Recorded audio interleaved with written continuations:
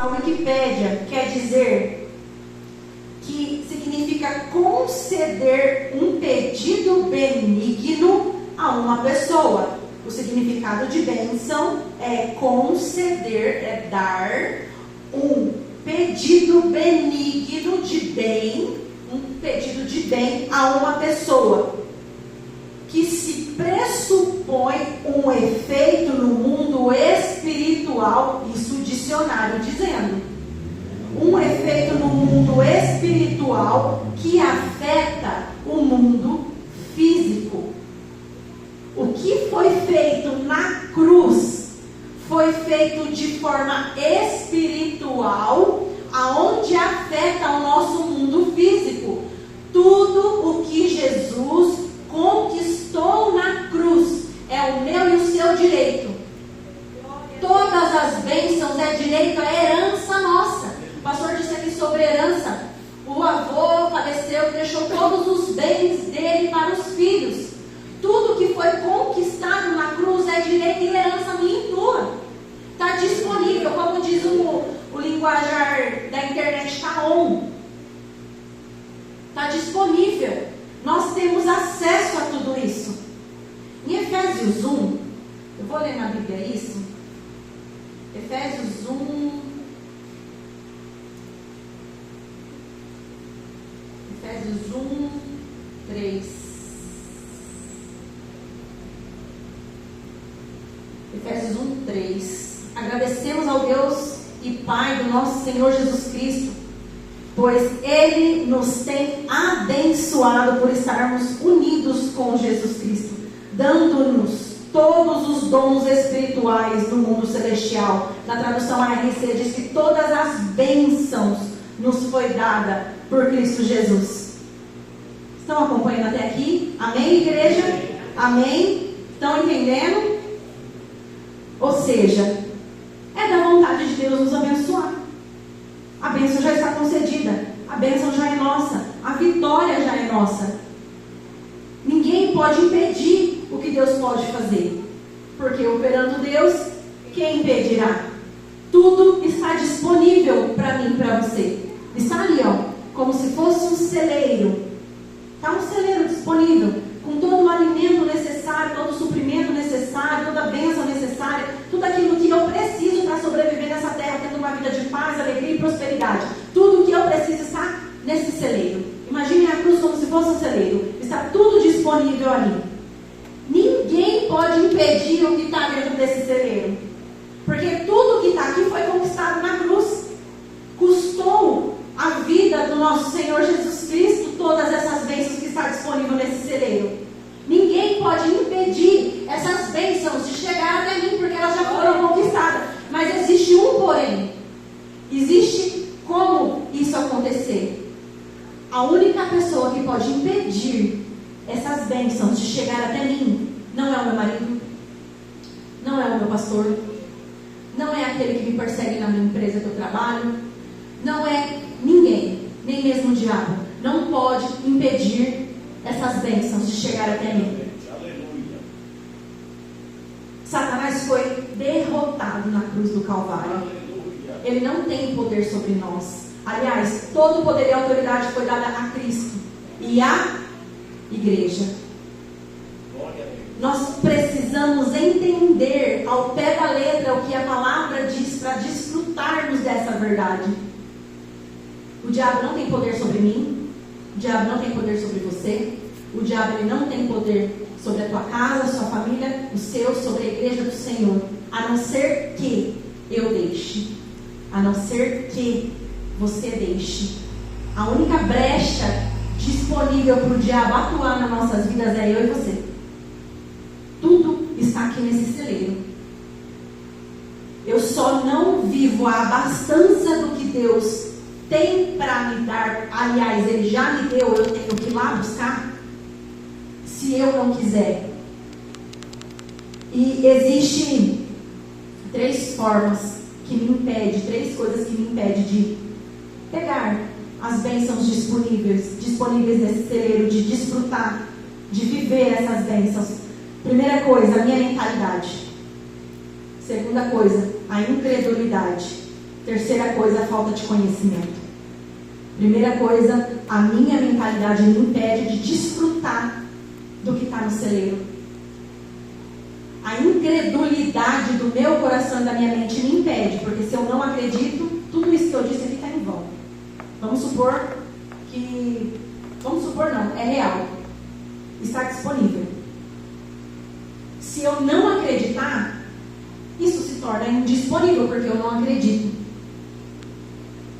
E a falta de conhecimento, porque se eu não sei o que tem ali, como que eu vou desfrutar? Deus tem todas as bênçãos para mim, mas eu não sei quais bênçãos são essas. Como que eu vou lá no celeiro buscar o que eu preciso se eu não sei quais são as bênçãos que Deus tem para mim? Eu vou começar a sinalizar essas três coisas que eu acabei de dizer. Primeira coisa, falta de conhecimento. Como eu disse, eu preciso descobrir, eu preciso conhecer, saber o que Deus tem para me dar. Tudo me foi dado, mas se eu não sei o que é que tem lá, como que eu vou descobrir? Como que eu vou desfrutar? Como que eu descubro o que Deus tem para mim? Através da leitura. Não tem outra escapatória. Não tem. Sabe por quê, irmãos? Eu posso assistir milhares de pregações. É ótimo, porque a fé ela vem pelo ouvir. E ouvir pela palavra. Nós podemos ouvir 24 horas mensagens. 24 horas. Só que o conhecimento dado na palavra de Deus, esse é o alimento genuíno, arroz e feijão. Nós brasileiros somos acostumados com arroz e com feijão. Se a gente vai para outro canto do mundo, onde para eles não é comum comer arroz e feijão, nós sentimos falta. Nosso organismo começa a bugar, porque nós sentimos falta do arroz e do feijão. Nós podemos sim comer porcarias, não quero simbolizar pregações como porcaria, porque é um bom alimento, mas eu quero dizer como um arroz e feijão. A palavra é o fruto genuíno, a palavra é a voz de Deus, a palavra é o próprio Deus. Não se compara o que Deus te revela na palavra com o que Deus pode te revelar na pregação por terceiros. É bênção assistir pregação, irmãos. Não estou invalidando o ouvir pregação. Eu escuto todo santo dia uma pregação. Eu acrescenta muito ao meu conhecimento pregação, mas nada se compara com conhecer a palavra de Deus. Porque é essa verdade aqui que sacia a minha alma, que sacia o meu interior, essa verdade que me transforma e que me liberta. Quando eu leio algo, Deus fala comigo, aquilo automaticamente abre a minha mente, me transforma e me liberta. Não podemos isentar o buscar a palavra de Deus com a leitura individual.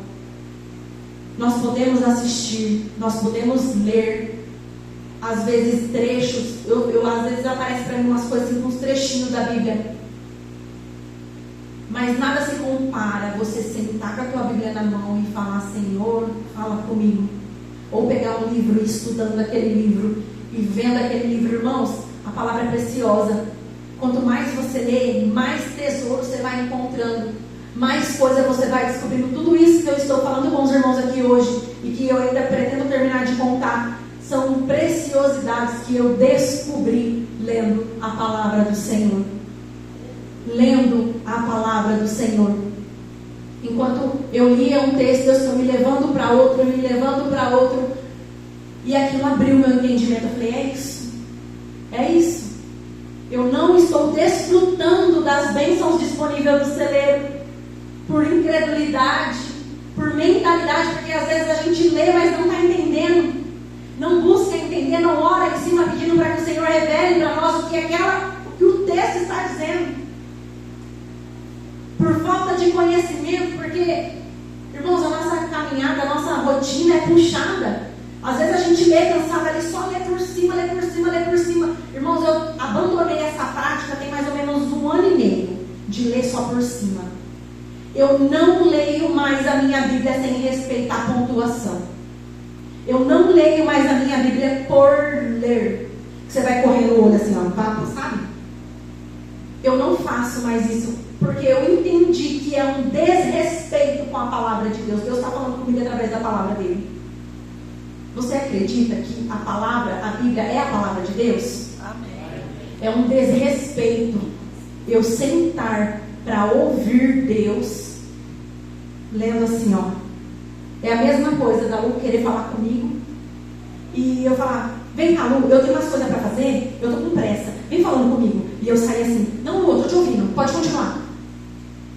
É um desrespeito com a Luciana eu fazer isso com ela, porque ela quer falar comigo e eu tô lendo ela assim, ó, fazendo as coisas. É um desrespeito. Eu entendi, não tem isso na Bíblia.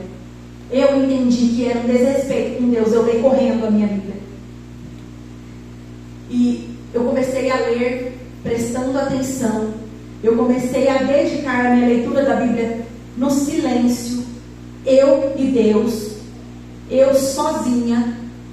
Eu e os grilos da noite, porque é o período que eu mais consigo parar para prestar atenção. Porque se eu leio de dia, o barulho do carro da rua, minha rua é muito movimentada, me dispersa. Às vezes meu celular, mesmo não vibra, me dispersa, porque eu atendo o cliente o dia todo pelo telefone. Então eu comecei a me dedicar à leitura da palavra, dando atenção para o que a palavra diz. Isso é conhecer a Deus. Senhor, eu quero te conhecer, o que a tua palavra me ensina, o que o Senhor tem para mim, o que eu posso aprender, aonde o Senhor quer me transformar, o que eu ainda não entendi. Deus, eu quero desfrutar. Se eu e você pararmos para ler a Bíblia, respeitando pontuação, prestando atenção no que está lendo, eu te garanto, irmãos, que não tem como Deus não falar com você. Não tem como Deus não abrir o teu entendimento dentro de algum versículo para trazer algo, para transformar a tua vida. Eu duvido que isso não aconteça. Segundo ponto, a incredulidade. A incredulidade é algo que nos atrapalha muito, para não dizer ao todo. A incredulidade nos atrapalha, irmãos, no todo. Porque não adianta eu buscar o conhecimento, me dedicar, conhecer o que Deus tem para mim, se tudo que eu leio, ou uma parte do que eu leio, eu não acredito. Eu estou invalidando tudo que eu estou buscando. Na verdade, eu estou buscando em vão.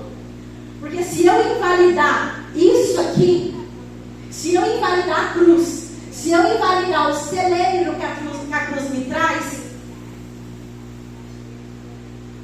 para que eu estou buscando a Deus?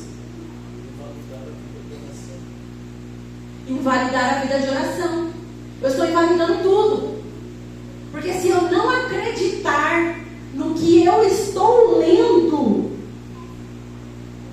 eu estou invalidando a minha própria fé. Porque o acreditar é fé. O acreditar é fé. Eu estou tendo fé no que eu estou lendo. Logo, aquilo que é vivo vivifica no meu espírito. Isso é a fé pela palavra de Deus. Eu leio, eu acredito, aquilo gera fruto em mim de justiça e fé, e eu desfruto. Eu desfrutar é tomar posse daquilo que está disponível. Desfrutar é comer o fruto que já nos foi dado. Outra coisa, mentalidade. Falta de conhecimento, incredulidade e a mentalidade me impede de desfrutar das bênçãos de Deus. A minha forma de pensar, a forma de eu entender o que Deus está dizendo, me impede de receber essas bênçãos que já foram disponíveis. Em Romanos, capítulo 12, vai dizer assim, versículo 2: não vivam como vivem as pessoas deste mundo, mas deixem que Deus os transforme por meio de uma completa mudança da mente de vocês. Eu preciso deixar que Deus transforme a minha mentalidade para que haja uma mudança completa, e assim eu vou conhecer qual é a vontade de Deus. Isto é, aquilo que é bom, perfeito e agradável.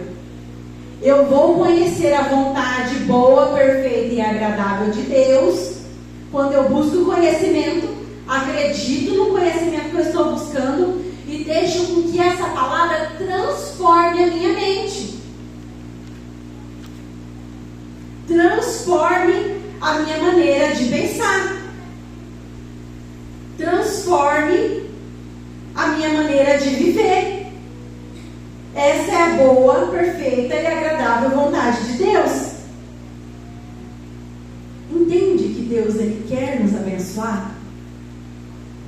Entende que tudo já está disponível para nós? Glória a Deus. Se nós conseguirmos vencer nós mesmos, nós vamos conseguir pegar o que tem no celeiro. Já está disponível. As bênçãos de Deus estão disponíveis. Glória a Deus. Não voltando para João 4? Vamos voltar para João 4.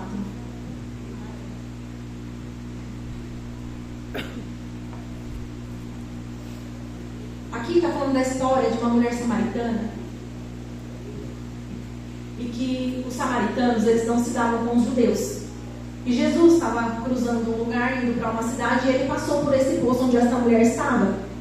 E essa mulher estava com seu pote para poder pegar água naquele poço.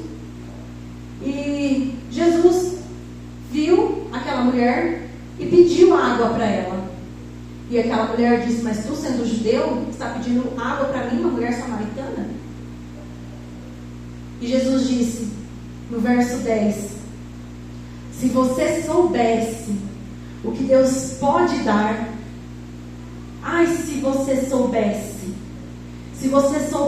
quem eu sou, se você soubesse quem é que te pede água, se você soubesse o que Deus pode te dar. Essa mulher, ela teve um encontro com Jesus ali naquele poço. E ela não perdeu a oportunidade desse encontro. E ela foi abençoada, não sendo incrédula. Porque quando Jesus começa a falar com ela, ela logo entende que Jesus é o Messias. Jesus falando com ela, ela logo entende que Jesus era o Cristo.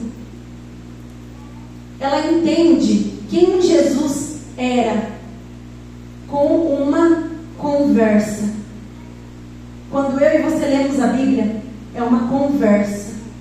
Deus está falando comigo e com você nessa conversa. Se eu pegar essa oportunidade de ler a palavra de Deus, deixar essa palavra transformar a minha mente, acreditar nessa palavra, eu vou ser transformada, assim como essa mulher foi, porque ela creu. Jesus falava com ela, e Jesus falando com ela, ela acreditou que Jesus era o Cristo. Quando ela acredita que Jesus é o Cristo, ela reconhece que Ele é o Messias. Ela reconhecendo que Jesus é o Messias, ela estava com um pote para pegar água naquele poço. A primeira coisa que ela faz é soltar o pote. A primeira coisa que ela faz é abrir mão daquilo que ela usa para saciar a sede dela. Às vezes nós buscamos tantas outras saídas para saciar a nossa fome, a nossa sede. A nossa alma tem sede, tem fome. E a gente busca tantas coisas paralelas para nos saciarmos. E deixamos de viver o encontro e a transformação com Deus. Por não buscar a sabedoria e a verdade da palavra. A primeira coisa que ela fez foi crer, reconhecer e largar o seu pote. A partir dali a vida daquela mulher foi transformada. ela tinha passado por vários maridos e o último marido que ela estava não era dela.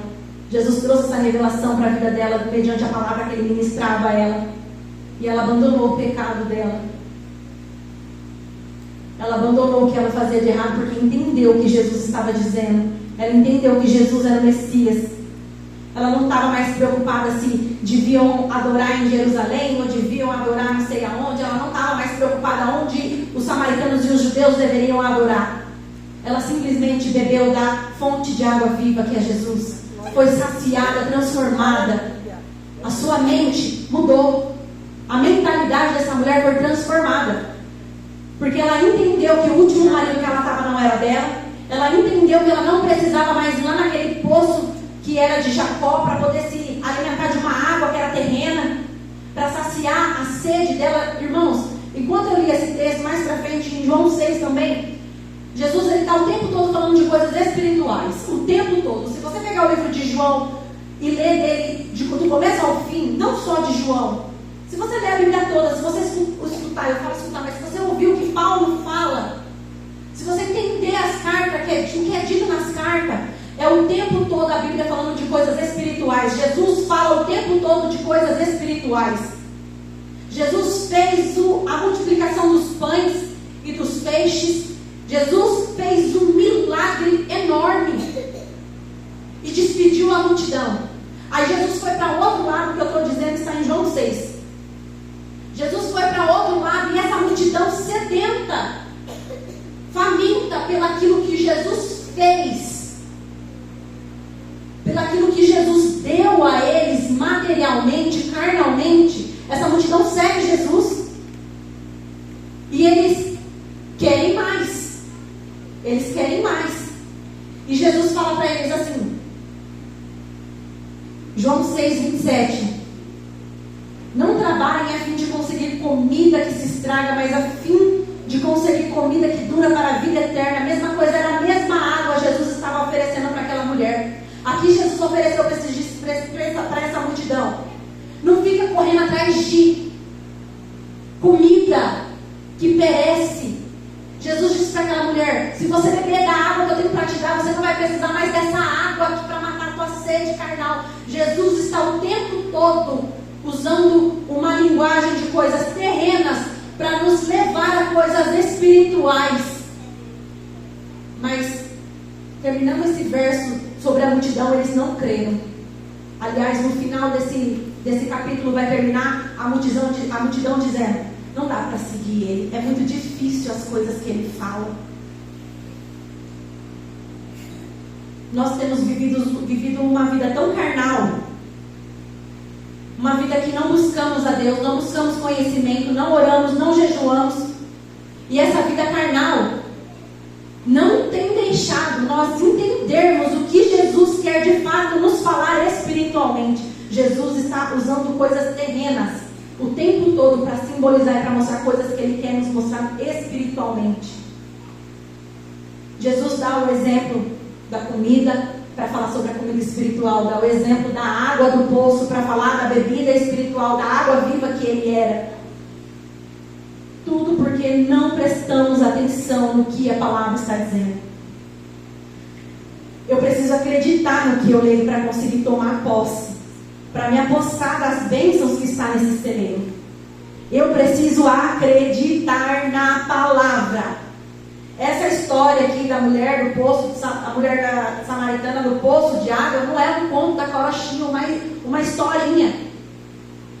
Isso aqui é um texto espiritual.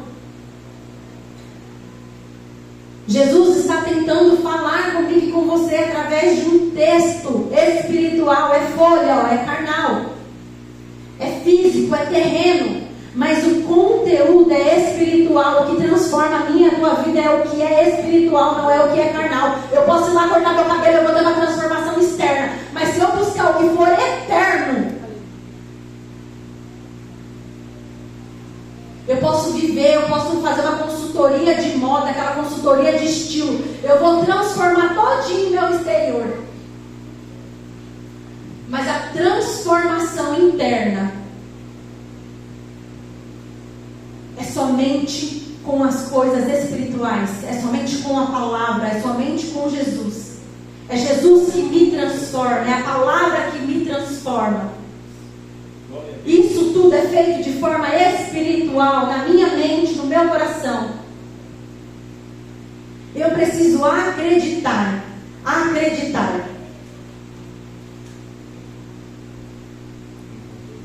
Eu estou terminando. É a última parte. Eu não ia dizer isso, mas eu vou dizer só para vocês entenderem. Romanos 1. A palavra é real. A palavra é real. Isso aqui é verdade. Quanto mais eu acredito que essa palavra é verdade, mais ela transforma a minha vida. E mais bênçãos eu busco no celeiro. Romanos 1, 16 diz que eu não me envergonho do Evangelho, pois ele é poder de Deus para salvar todos os que creem. Irmãos, essa palavra é poder. Essa palavra é poder. Poder é capacitação dada por Deus. Poder é a capacidade de fazer ou realizar algo. É uma força e também autoridade. A palavra é para mim autoridade e a palavra é para mim força para exercer, para realizar o que eu não consigo fazer.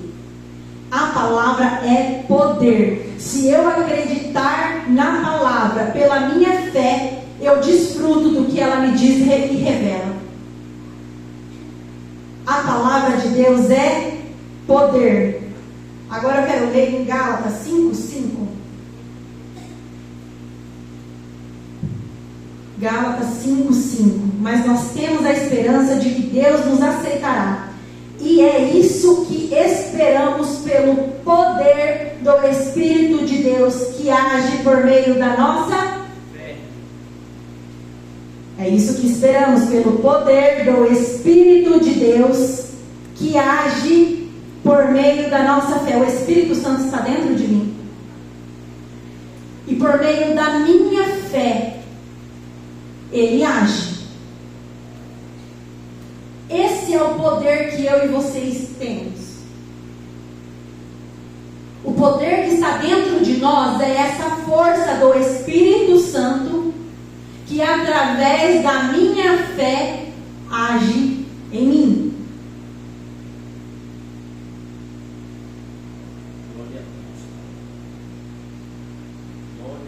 Efésios de novo. Efésios. Sumiu Efésios. Acabei de abrir Efésios. Agora veja bem. Efésios 1, 18. Vou começar aqui. Peço que Deus abra a mente de vocês. Peço que Deus abra a mente de vocês para que vejam a luz dele. Quem é a luz de Deus? É Jesus, é a palavra.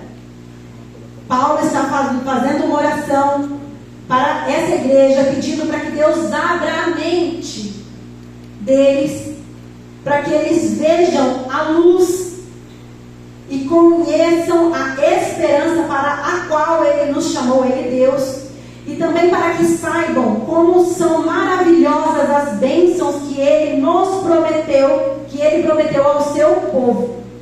Tudo pela transformação da mente. Se a minha mente for transformada, eu vou entender, vou conhecer a esperança para a qual Jesus me chamou. E também eu vou conhecer quais são as maravilhosas bênçãos que Ele prometeu ao seu povo. E esse é o principal. E como é grande o seu poder que age em nós, os que cremos. Esse poder age em nós. Esse poder que age em mim e em você através do Espírito de Deus é o mesmo poder que ressuscitou Jesus dentre os mortos e o colocou à direita do Pai no mundo celestial. Esse é o mesmo poder. Esse poder age em mim e age em você. Se nós conseguirmos entender a imensidão e o que é esse poder, irmãos, o diabo não brinca mais com a nossa cara. O diabo não sapateia em mim mais igual um tapete. Se eu entender que essa palavra é poder, nós acabamos de ler em Romanos 1, que o Evangelho é poder de Deus. A palavra é poder. Esse mesmo poder que é a palavra é o mesmo poder que ressuscitou Jesus dentre os mortos. Eu não sei você, mas você consegue fazer essa matemática na tua mente? A minha mente carnal e limitada não entende. Porque um poder que ressuscita alguém dentre os mortos, o leva para as regiões celestiais e o coloca à destra do Pai. E o versículo vai dizer que Cristo reina sobre todos os governos celestiais, autoridades, forças e poderes. Ele tem um título que está acima de todos os títulos que há de vir. A Jesus foi dado todo o poder. Eu e você temos acesso a esse poder pela nossa fé, pelo Espírito Santo que habita em mim e em você, mediante essa palavra. Hebreus 4:12 vai falar assim: a palavra de Deus, ela é viva. A palavra de Deus, ela é poderosa. Existe poder nessa palavra. Essa palavra, ela corta mais do que qualquer espada afiada dos dois lados. Ela vai até o lugar mais fundo da alma e espírito, e vai até o íntimo das pessoas e julga os desejos e pensamentos do coração dela. Irmãos, essa palavra, ela é viva. Ela se move. Eu posso estar falando aqui, o irmão está entendendo de um jeito, uma irmã entendendo de outro, o irmão entendendo de outro. A mesma palavra, o Espírito vai testificando no coração de cada um de acordo com a necessidade. Esse é o poder da palavra. Ela é viva, ela se move. Ela corta como uma espada afiada de dois gumes, de dois lados. Ela corta de um lado e ela corta do outro. Ela corta aí e ela corta aqui. Esse é o poder vivo da palavra. A palavra é a nossa fé e esperança tem que estar fixa nessa palavra. Irmãos, um dia eu estava lendo um texto, Paulo dizendo a respeito de alimentação. Paulo estava falando, alertando a igreja ali o que era pecado, o que não era pecado em relação à alimentação. Enquanto eu lia aquilo, Deus ministrava ao meu coração em relação à roupa. O que tem a ver comida com vestimenta? A espada, ela é viva. A palavra, ela é viva. Ela se move do jeito que ela quer. A primeira vez que eu fui num culto na igreja Brasil para Cristo, o pastor Adelino estava ministrando a palavra. Ele estava falando uma coisa e o Espírito estava falando comigo tão forte em relação à outra. Esse é o poder da palavra. O pastor estava pregando sobre uma coisa e Deus estava me cutucando: dizima, volta a dizimar, devolve o teu dízimo. E eu relutante, porque eu estava relutante em relação a dar o meu dízimo, por conta de circunstâncias terrenas, por conta do meu olho ter saído de cima e vindo para baixo. Toda vez que eu tiro meus olhos de Cristo, irmãos, é isso aqui para quebra. Se eu começar a olhar para os outros, é isso aqui para quebra. Muito pouco. E eu disse que não ia dizimar mais. E o Espírito de Deus falando: volta a dizimar. E eu não vou, eu volto a dizimar. Eu cheguei em casa, só pedi o Pix da igreja, fiz o dízimo. E para honra e glória do Senhor Jesus, aquele era o valor necessário para a igreja pagar o aluguel, não é mesmo, pastor? O aluguel da igreja. Exatamente. O aluguel era 1.030. Eu dízimo e eu sou de Esse é o poder da palavra de Deus. A palavra, ela é viva, ela discerne as intenções do coração. Não há nada que possa esconder de Deus. Em toda a criação tudo está descoberto e aberto diante dos seus olhos. E é a Ele que todos nós teremos de prestar contas. A palavra é poder. Como é grande o poder de Deus que age em mim mediante o Espírito de Deus. E o mesmo poder que age em mim é o poder que ressuscitou Jesus dentre os mortos. Eu preciso ter essa consciência, eu preciso acreditar no que a palavra está dizendo, para tomar posse dela e desfrutar das bênçãos que Deus tem. Irmãos, para finalizar, porque não vai dar tempo mais de eu trazer os restantes dos versículos que eu queria ler para a igreja. Um exemplo prático de tudo isso que eu disse para os irmãos. Salmo 121. Salmo 121, um exemplo, eu vou dar dentro de tudo isso que eu disse.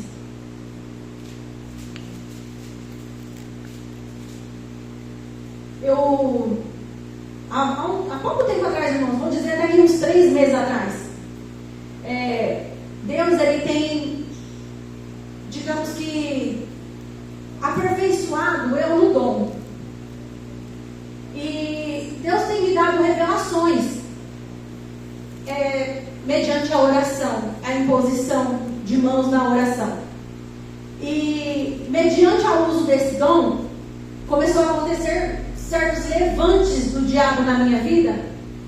E eu comecei a ficar com medo de fazer a obra de Deus. Eu comecei a ficar com medo de orar pelas pessoas. Porque quanto mais eu deixava Deus me usar no dom, mais Deus me revelava coisas. E essas revelações começaram a ser mais intensas. E muitas vezes em relação a demônios. E às vezes eu estava orando pela pessoa e Deus me mostrava um demônio agindo na vida da pessoa. E obviamente eu já orava contra aquele demônio para sair da vida daquela pessoa. E quando eu voltava para minha casa, a coisa começava a acontecer. Ataques, retaliações do mal contra a minha vida, porque eu estava deixando Deus usar a minha vida para abençoar a vida das pessoas. E eu comecei a ficar com medo. E eu comecei a dizer, eu não quero mais fazer, porque eu vou sofrer ataque do maligno, eu vou sofrer ataque do diabo. Eu não quero mais pregar, porque toda vez que eu prego acontece isso, acontece aquilo outro. Toda vez que eu oro por alguém, Deus revela algo, acontece isso, acontece aquilo outro. E eu comecei a ter medo de fazer a obra, eu comecei a ter medo de fazer o que Deus me pedia para fazer. Logo eu comecei a me ver um medo que estava começando a me paralisar. Se alguém me disse no final de um cara, ora por fulano, eu já fazia assim, ai, se tiver demônio. Eu comecei a ter medo. E esse medo começou a me paralisar. É tudo que o diabo quer. Ele quer, na nossa mente, setar a nossa mente contra a própria palavra de Deus. E se eu permitir, isso tudo prospera na minha vida, manifestando medo, manifestando o meu retroceder. Logo eu estou paralisada. No Salmo 121, um dia o irmão Washington leu esse texto de abertura na igreja, a minha mente abriu. Eu entendi que não importa, Deus é o meu auxílio, Deus é o meu socorro. Salmo 121 fala que eu olho para os montes e pergunto, de onde virá o meu socorro? O meu socorro vem do Senhor, que fez o céu e que fez a terra. Eu já li esse texto trocentas milhões de vezes. Talvez por ser um texto muito lido, a gente lê do jeito que eu disse para os irmãos assim, correndo, não dando a devida atenção ao que o texto está dizendo. Logo eu não acredito. Se eu não acreditar, eu não desfruto. No verso 3 fala que Ele é o meu protetor. Ele está sempre alerta e não deixará que você caia. O protetor do povo de Israel nunca dorme e nem cochila. O Senhor guardará você. Ele está sempre ao seu lado para protegê-lo. O sol não lhe fará mal de dia e nem a lua de noite. Senhor guardará você de todo o perigo. Ele te protegerá a sua vida. Ele o guardará quando você for e quando você voltar agora e para sempre. Irmãos, quando eu li isso, eu falei, eu vou acreditar nisso. Eu vou me apossar disso, porque se a Bíblia está dizendo que o Senhor que me guarda, Ele que me livra, Ele não dorme, Ele não cochila, Ele está atento o tempo todo. O sol não vai me fazer mal de dia, nem a lua de noite. Quem quer Satanás na fila do pão? Não acredito mais em você, Satanás. Você está derrotado hoje através da palavra, no nome de Jesus. Essa foi a oração que eu fiz. Irmãos, eu não tenho mais medo. O medo foi dissipado a partir do momento que eu acreditei no que a palavra estava dizendo. Eu me apossei dela. Me apossar dela é vir aqui no celeiro, ó, proteção. Eu preciso de proteção. Vim aqui no celeiro, ó, o Senhor me protege. Eu preciso de guarda. Senhor, vou vir aqui no celeiro pegar guarda. Isso é o celeiro, está disponível a partir do momento que eu acreditar no que eu leio, me apossar e falar, escuta aqui, Satanás. Eu não tenho medo de você, porque eu tenho um Senhor que me guarda. Eu tenho um Senhor que me livra. Ele me guarda quando eu for e quando eu voltar. Eu não vou ter medo de espanto noturno, não vou ter medo de seta que voa de dia nem de noite, não vou ter medo de seta diabólica. Não tenho medo.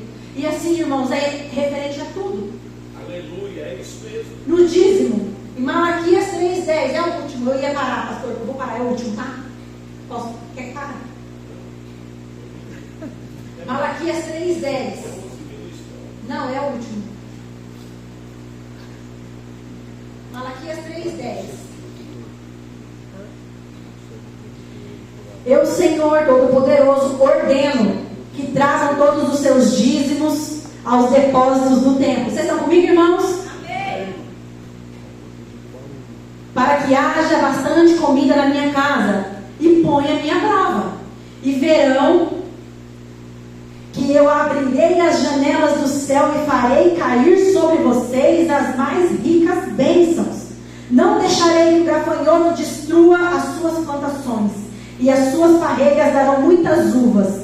Todos os povos dirão que vocês são felizes, pois vocês vivem em uma terra boa e rica. Eu, o Senhor Todo-Poderoso, estou falando. Essa é a palavra rica, viva, poderosa, eficaz.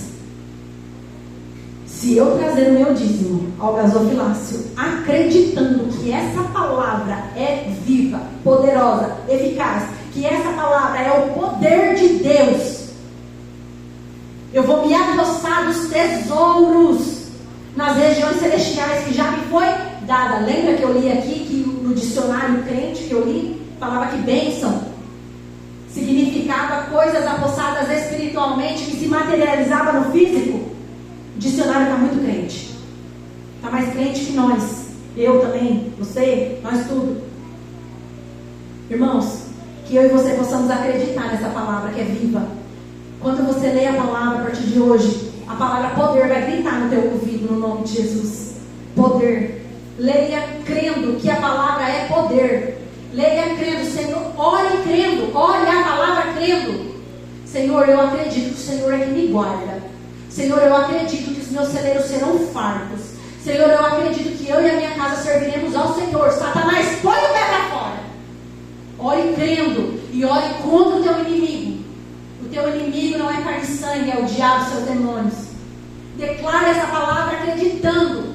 Declare essa palavra crendo. Fale alto dentro da tua casa o que você acredita.